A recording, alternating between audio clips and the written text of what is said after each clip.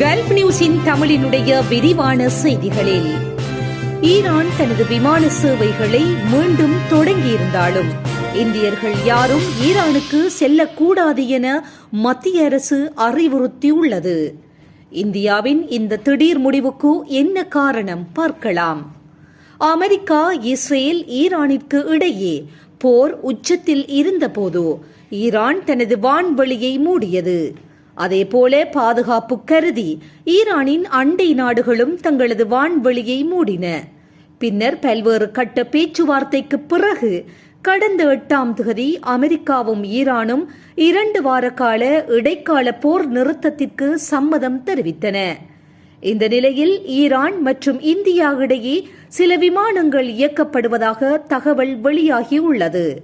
இந்த நிலையில் இந்தியர்கள் யாரும் ஈரானுக்கு பயணிக்க கூடாது என்று மத்திய அரசு அறிவுறுத்தியுள்ளது.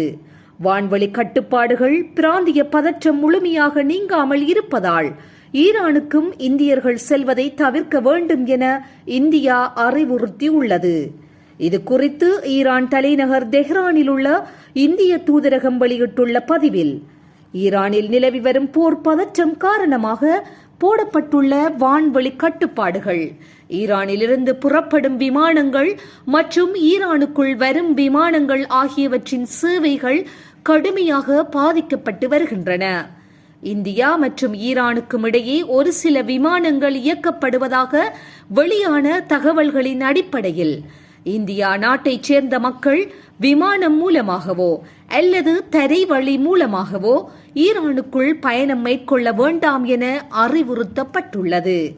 இதுபோன்ற செய்திகளை உடனுக்குடன் துல்லியமாக நீங்கள் அறிந்து கொள்ள கல்ஃப் நியூஸின் தமிழினை சப்ஸ்கிரைப் செய்வதனூடாக அறிந்து கொள்ள முடியும்.